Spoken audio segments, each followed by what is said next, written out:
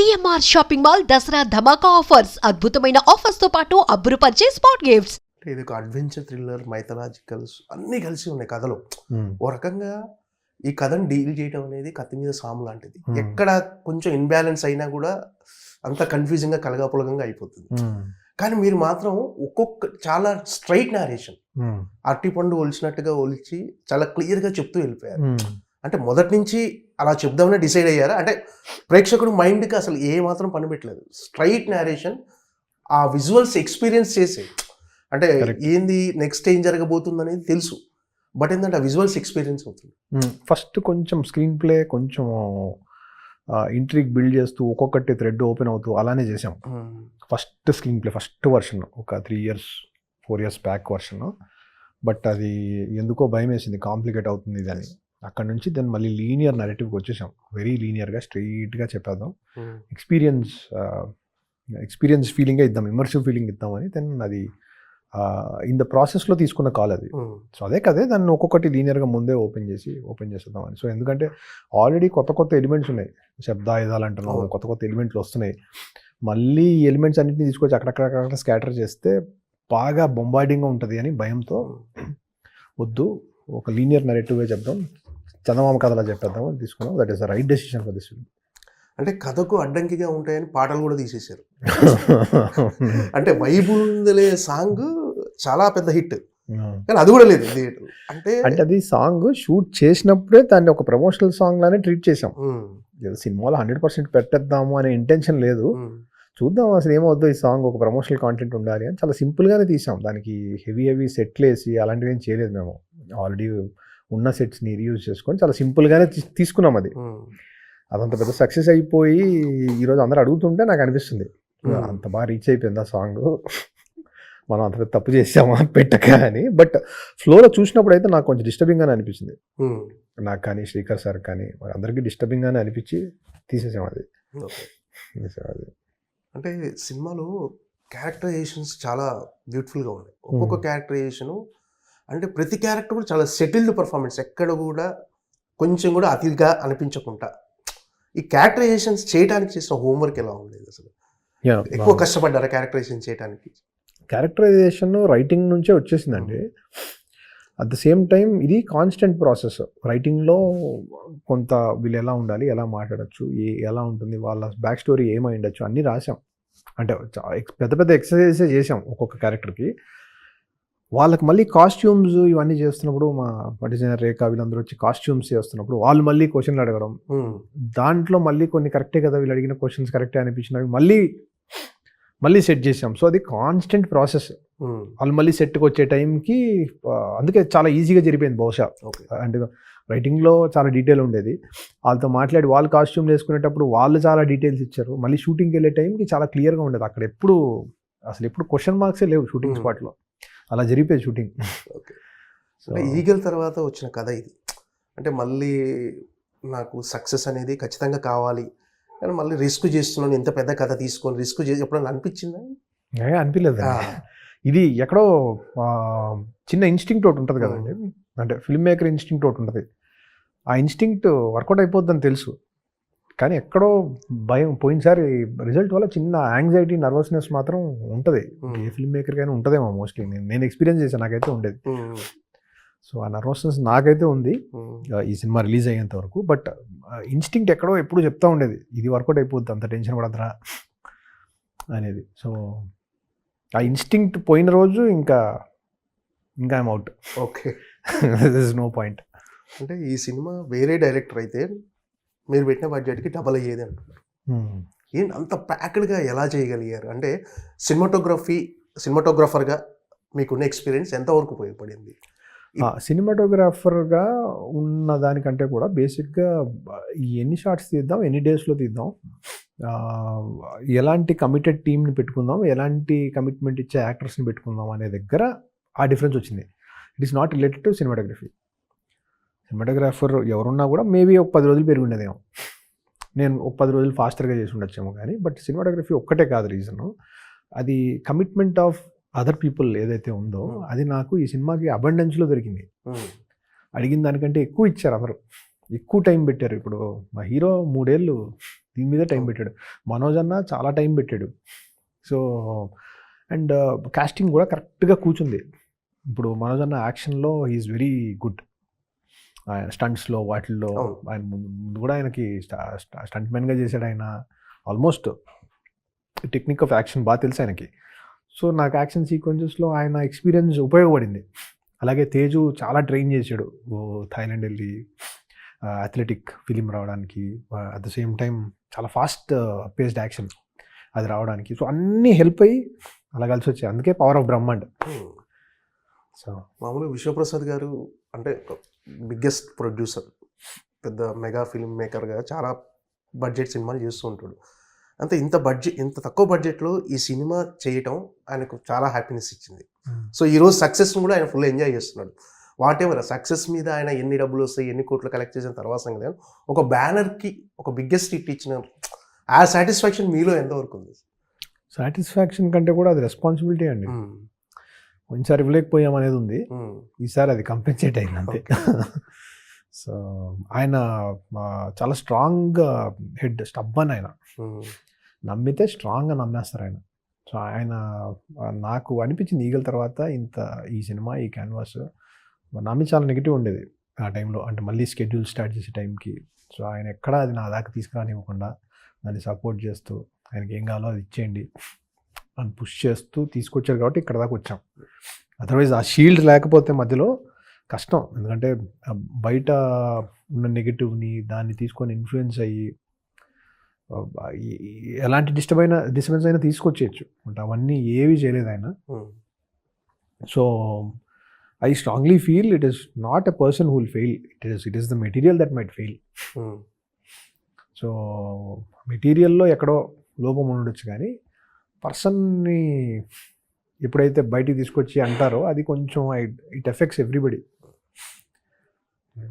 That అంటే ఆయన ఈ మధ్య చాలా ఇంటర్వ్యూల్లో విశ్వప్రసాద్ గారు కొంచెం కంపెనీలో మిస్యూజ్ జరిగింది, చాలా ప్రక్షాళన చేసి చాలా డిపార్ట్మెంట్లో ఆయన ఒక రకంగా సెటిల్ చేశాడు. చేసిన తర్వాత వచ్చిన ఫస్ట్ సినిమా మన ఇంటర్వ్యూలో కూడా చెప్పింది అదే, నేను గతంలో చేసిన పొరపాట్లన్నీ సరిదిద్దుకొని చేసిన ఫస్ట్ సినిమా మిరాయి అన్నాడు. సో అలాంటి సినిమానే సక్సెస్ అవ్వటం ఆయనలో నిజంగా కొన్ని ఆయన తీసుకొద్దామని అనుకున్న మార్పులకి నేను కూడా ఓపెన్ హార్ట్తో చెప్పాలంటే ముందు రెడీగా లేకుండే. బట్ కొన్ని ఆ ప్రాసెస్లో he took very right calls. అవి హెల్ప్ అయినాయి సినిమాకి. అంటే బడ్జెట్ లిమిటేషన్స్ ఏమైనా పెట్టేవారా? లిమిటేషన్స్ ఏం లేవండి, పెద్ద నెంబరే ఇది కంపారిటివ్లీ. కాకపోతే ఆ సినిమా ఎక్కువ అడుగుతుంది. ఇది చాలా రిస్క్తో కూడిన సినిమానే. ఓకే, ఇంత నెంబర్స్ కూడా with what we try to achieve. Number మంచి నెంబరే, డీసెంట్ నెంబరే, it's not small number. But ఇంకా ఎక్కువ అడిగేది సినిమా. ఇంకా కావాలి, ఇంకా చేయండి, ఇంకా క్లైమాక్స్లో ఇంకా యుద్ధాలు చేసేద్దాం, ఇలాంటి ఫీలింగ్ వచ్చేది. చేయగలిగినంత వరకు అయినంత వరకు చేస్తూనే ఉన్నాం ఈ సినిమా. మిగతాది ఆడియన్స్ దేవుడు వాళ్ళకి వదిలేసాం. పాన్ ఇండియా రిలీజ్ అనేది ఒక ప్రెజర్ ఉండేనా పాన్ ఇండియాలో? అసలు అవి ఎలా సెట్ అయ్యాయో కూడా నాకు అర్థం కాలేదండి. అది ఏదో ఒక్కసారిగా అయిపోయినాయి, టక అయిపోయినాయి. అటు ధర్మ, హొంబాలే, ఇటు ఏజిఎస్, గోకులం, ఇదంతా 1 monthలో అయిపోయినాయి ఇవన్నీ. ఓకే, లాస్ట్ 2 months బిఫోర్ ఎప్పుడో జరిగింది ఇదంతా, 1.5 2 months బిఫోర్. అప్పటిదాకా నాకే I don't know, I was not sure అవుతుందా. మన టైటిల్ ఏదో మిరాయి అని ఉంది, అప్పుడంటే ఏదో హనుమాన్ అనే పేరు ఉంది, కొంచెం వైబ్ వేరు, మన పేరుకి అదంతా వస్తుందా, అంత డౌట్ ఉండేది నాకు. ఏదో 1-2 monthsలో అన్ని సెటర్ అయిపోయినాయి. ఓకే, సో ఈ సినిమా ఆటోమేటిక్గా దానికి ఏది కావాలో అది తీసుకుంది. యూనివర్స్ కూడా అంతే. అందుకే జైత్రయ పాటలు అదే చెప్పాము, లిరిక్ అంతా అదే, చంద్రబోస్ గారు రాసిన మాటలు. Okay, completely. మీరు ఇవన్నీ నమ్ముతుంటారు, డెస్టినీ కానీ యూనివర్స్ కానీ మనకు అంతా కలిసి రావాలేదన్న? డిపెండ్ అవ్వను, కానీ నమ్ముతాను. దాని మీద డిపెండ్ అవ్వను. నేను నా పని చేసుకుంటూ వెళ్తాను, అప్పుడు సహకరిస్తూ ఉంటాయి. ఈ సినిమా షూటింగ్ టైంలో మీరు డిఫికల్ట్ పార్ట్ అంటే ఏమంటున్నారు? డిఫికల్ట్ ఛాలెంజెస్ కానీ అంటే ఎక్కడ ఎదుర్కొన్నారు? డిఫరెంట్ ఫేస్ చేసిన ఏమైనా ఉన్నాయా అసలు? డిఫికల్ట్గా అనిపించింది రైటింగ్, వీటిని ఈ రిసోర్స్లో ఎలా చేయాలి అనే ఒక ఆ ఫస్ట్ ఫేజే షూటింగ్ ఫేజ్ నాకు కొంచెం ఇప్పుడు బాగా అలవాటు అయిపోయింది. అక్కడికి వెళ్తే నాకు ఎందుకో చాలా ధైర్యంగా ఉంటుంది, ఏదో చేసేస్తాం అనే ఫీలింగ్ ఉంటుంది షూటింగ్ స్పేస్కి వెళ్తే. బట్ ఆ ముందు ఫేజు తర్వాత ఫేజ్ కొంచెం భయం వేస్తుంటాయి. పోస్ట్ ప్రొడక్షన్ ఓకే చేసాం, ఇప్పుడు వర్కౌట్ అయిందా ఇది, ఇక్కడ మళ్ళీ క్వశ్చన్ మార్కులు ఉంటాయి నాకు. ముందు వెనక ఫేజ్లతో ఎప్పుడు I struggle, but middle phase I'm solidly there. Okay, ఈరోజు అంటే మనకు ఇంటర్వెల్ బ్యాంగ్ కానీ మనకు జటాయు సంపాతి ఆ ఎపిసోడ్ కానీ అదే ఇంటర్వెల్ ఎపిసోడ్ నెక్స్ట్ సరే అదే జటాయు సంపంగి అదే మళ్ళీ క్లైమాక్స్లో కూడా వస్తుంది. సో ఈ రెండు సినిమాకు సక్సెస్లో ఎంతవరకు ఉపయోగపడ్డాయి? చాలా అండి, అందుకే పేరు కూడా వేసాం సంపాతి అని, లాస్ట్ క్రెడిట్ వేసాం క్యాస్ట్తో, అందరి క్యాస్ట్తో పాటు ఆ పక్షికి కూడా క్రెడిట్ వేసాం సంపాతి అని. చూడడానికి కొంచెం క్రేజీగా ఉన్నా అనిపించింది, మంచి పాత్ర పోషించిందని. విఎఫ్ఎక్స్ ఈ సినిమాకి చాలా హైలైట్ అంటున్నారు. అవును, మీరు ఎటువంటి కేర్ తీసుకున్నారు? అంటే ఆ మధ్యకాలంలో వచ్చిన ఏ సినిమా విఎఫ్ఎక్స్ బాగున్నా గ్రాఫిక్స్ బాగున్నా ఒక సినిమాతో పోల్చి పాప అతని దగ్గర బాగా ఆగిపోతుంది. సో ఈ విఎఫ్ఎక్స్ వర్క్ వచ్చిన తర్వాత చాలా సినిమాలు మళ్ళీ తాము చేసిన సినిమాలు రీకలెక్ట్ చేసుకోవటం కానీ మళ్ళీ చూసుకోవటం ఒక బెంచ్ మార్క్లా విఎఫ్ఎక్స్ వర్క్లో ఇది మిరాయి ఉండబోతుంది.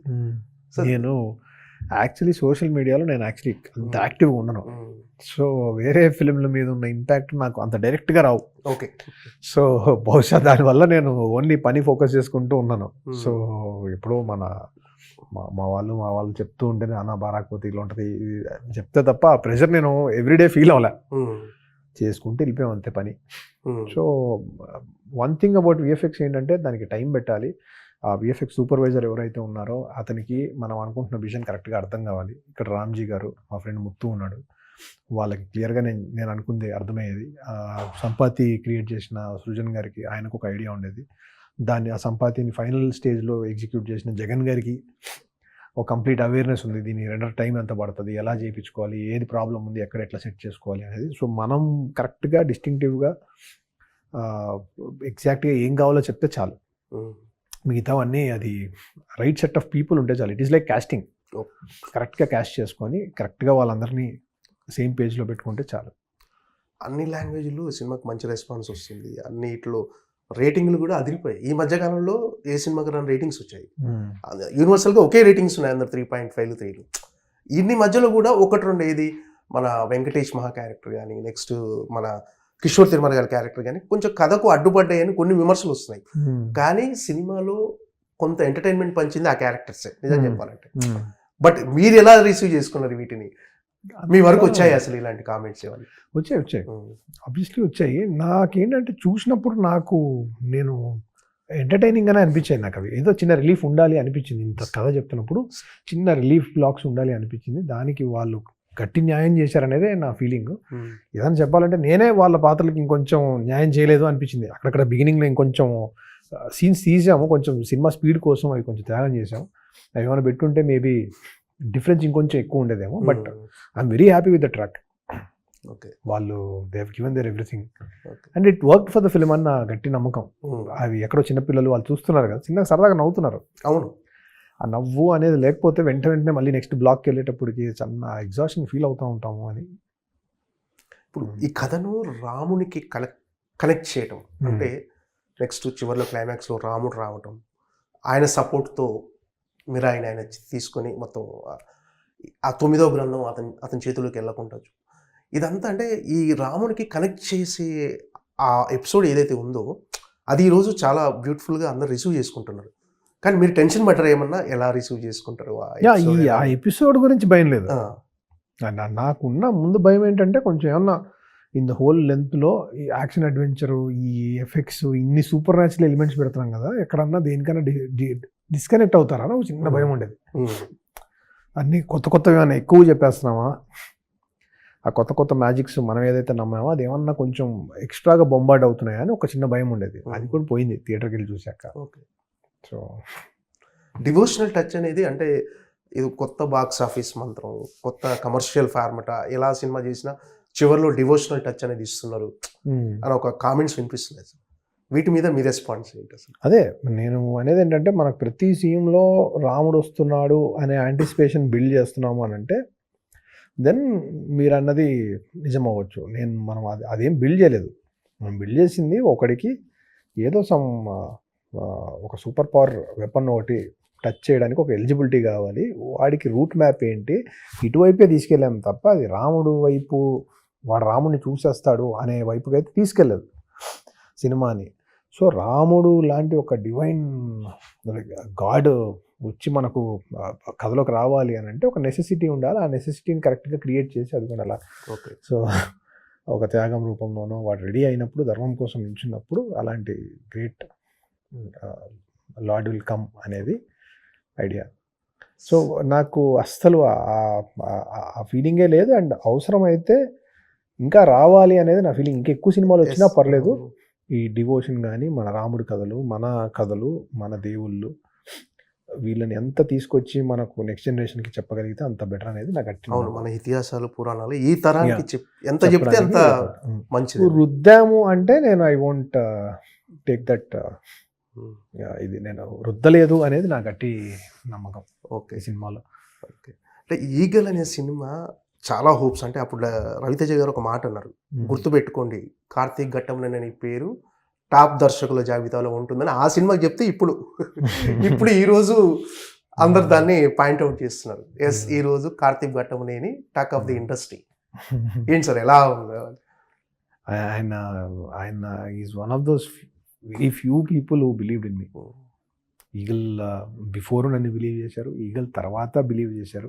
మిరాయి రిలీజ్ అయ్యాకి 1 day బిఫోర్ కూడా నేను ఆయనతో మాట్లాడాను. అప్పుడు బిలీవ్ చేశారు, ఇప్పుడు బిలీవ్ చేశారు. ఆయన బిలీఫ్ ఎప్పుడు మారలేదు. సో ఓన్లీ అలాంటి క్వాలిటీస్ ఓన్లీ కొందరికే ఉంటాయండి. సో ఆయన ఒక అరుదైన మనిషి నా జీవితంలో. సో రవి గారికి ఎప్పుడు నాకు స్పెషల్ స్పేస్ ఉంటుంది. నేను రవి గారితో ఎట్టి పరిస్థితుల్లో ఎప్పటికైనా మంచి సినిమా చేసి 100% we will make it work. Phone చేశారా రవి గారు ఏమన్నా మీకు? రవి గారు ఎప్పుడు నా వెల్విషరే. ప్రభాస్ గారు వాయిస్ ఓవర్తో కథ చెప్పడం అనేది ఎంతవరకు ప్లస్ అయింది సార్? ప్రభాస్ గారు 100% ప్లస్ అండి. Super star voice over sir.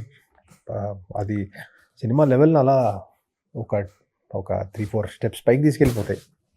So అసలు చెప్తారా అనే ఒక సందేహం ఉండేది నాకు.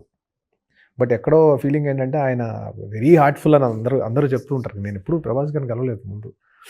అందరూ హార్ట్ఫుల్ అంటారు కదా, అడిగేస్తే పోలేదు. ఆయన ఈజ్ బిగ్ హార్టెడ్ మ్యాన్ కదా, చెప్పేస్తారనే ఒక ఫీలింగే. అడిగిన వెంటనే ఆయన వెంటనే పంపించండి అన్నారు. మనం 2-3 సార్లు మళ్ళీ కరెక్ట్ కూడా చేసి పంపించాం. అయ్యో వేరేది కూడా కావాలని అది కూడా చెప్పి పంపించారు. దీని గురించి నేను ఒకటి చెప్పాలి. ఆ సోషల్ మీడియాలో ఇరిటేటింగ్ ఫెలోస్ కొందరు ఏ వాయిస్ అది ఇదని రాస్తున్నారు. అంత ఇరిటేటింగ్ ఉంటుందంటే అంత పెద్ద స్టార్ వచ్చి మనకు వాయిస్ ఓవర్ చెప్పి ఏదో కథని ముందు తీసుకెళ్ళని చెప్తే వాట్ ఈస్ ద పాయింట్? అసలు ఎందుకు ఆ negative unnecessary things? So he has happily done it. Sir, eagle అనే సినిమా ఎన్నో ఎక్స్పెక్టేషన్తో రిలీజ్ అయింది. అది అనుకున్న ఫలితం రాకపోవడంతో మీరు డిసప్పాయింట్ అయ్యారా? అన్ని నుంచి కోలుకోవడానికి టైం పట్టిందా సార్? పట్టిందండి, 100% పట్టింది.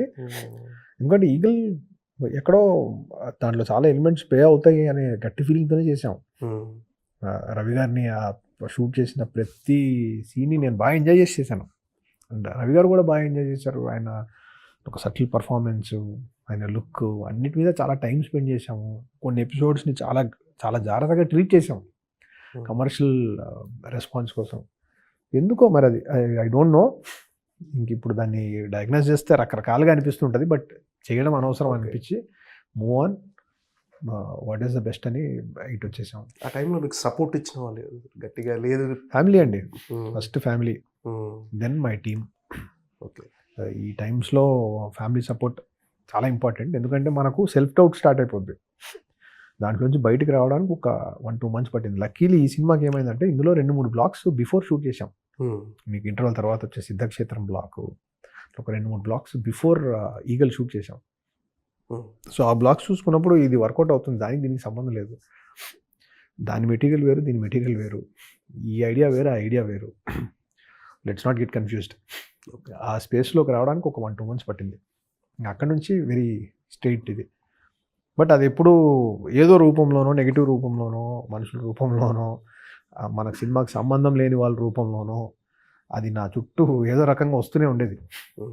వర్కౌట్ అవుతుందంట, కష్టం, ఇది వెరీ కామన్ థింగ్ అది. ఇంకా దానికి ఆన్సర్ ఓన్లీ సినిమానే ఇవ్వగలదు, ఇచ్చిందని అనుకుంటున్నాను. రానా చివరిలో రానా కనిపించేసి గోల్డెన్ మ్యాన్ సార్ ఏంటి సీక్వెల్ ఎలా ఉండబోతుంది? అదే అందరూ రివీల్ చేస్తే ఇంకా పంచి ఉండదేమో, but very interesting idea actually. So Alchemy book నుంచి తీసుకొని చేసింది. సో అలాంటి ఒక ఆల్కెమిస్ట్ ఉంటే ఏంటి, అతనికి పురాణాలకి ఏంటి కనెక్షన్, ఇతిహాసాల్లో ఆయనకి ఏంటి కనెక్షన్ అనే దాంట్లోంచి తీసుకున్న ఐడియా అది. సో హోప్ఫుల్లీ జైత్రయాలో తెలిసి ఇమీడియట్గా ఎక్స్పెక్ట్ చేయొచ్చా? ఎప్పుడు టైం పట్టేస్తుందండి. సో రైటింగే 6 months to 1 year పట్టచ్చు, మళ్ళీ మేకింగ్ ఒక 2 years పట్టచ్చు, 3 years కూడా పట్టచ్చు. ఇట్ టేక్ 1-2 years అయితే, 2 years లోపు వస్తే చాలా క్విక్గా వచ్చినట్టే. Okay, I just hope. Sir ఎవరి కోసం కథలు సిద్ధంగా ఉన్నాయి? ఇప్పుడు pan India director Karthik Bhattam, pan India హీరోలు మన ప్రభాస్, అల్లు అర్జున్, రామ్ చరణ్. ఏం లేదండి, నా దగ్గర ఉన్న ఒక ఓన్లీ ఐడియా. చాలా మంది పాన్ ఇండియా హీరోలు రెడీగా ఉన్నారు. అది లేదా ఎవరి కోసం కథలు సిద్ధంగా ఉన్నాయి అసలు? అన్ని కథలు లేవన్నా, అవే 2 ఐడియాలే నావే. ఓకే, 2 ఐడియాలనే నీట్గా వర్క్ చేసుకోండి. ఎవరు చెప్పబోతున్నారండి? ఏమీ లేదండి, ఇంకా యాజ్ ఆఫ్ నో ఇంకా జస్ట్ ఐడియా స్టేజ్లోనే ఉన్నాయి. అయితే తప్ప అవి ఒక ఫుల్ఫిల్డ్ ఫీలింగ్ రాదు. రైట్ అన్న, all the best. Thank you. Biggest block buster అయిపోయింది ఆల్రెడీ. సో మీ ఫ్యూచర్ లో మీరు చేసే ప్రతి సినిమా బిగ్గెస్ట్ బ్లాక్ బస్టర్ అవ్వాలని మనస్ఫూర్తిగా కోరుకుంటున్నాను. All the best. Thank you. And don't forget to subscribe to iDream. And for more videos, please subscribe to iDream. Please subscribe to iDream. Please subscribe iDream. And please subscribe to iDream. For more videos, subscribe to iDream. Please like, share and subscribe to the channel. Congratulations, iDream. Subscribe to iDream. Subscribe to iDream. So subscribe to iDream Media. iDream ki iDream team andarki huge congratulations. Please subscribe iDream Media. Please subscribe to iDream. Subscribe iDream. Please subscribe to iDream. iDream అంటే నా కళల ఛానల్ను subscribe చేసుకున్నారు, నోరు తిరుగుతలేదు. మీరైతే గంట గుర్తు కొట్టండి. For more such videos, please subscribe to iDream. Subscribe to iDream. Please subscribe to iDream. Please subscribe iDream Media. Please do subscribe to iDream. Please subscribe to iDream Media. For best entertainment and information, please subscribe iDream.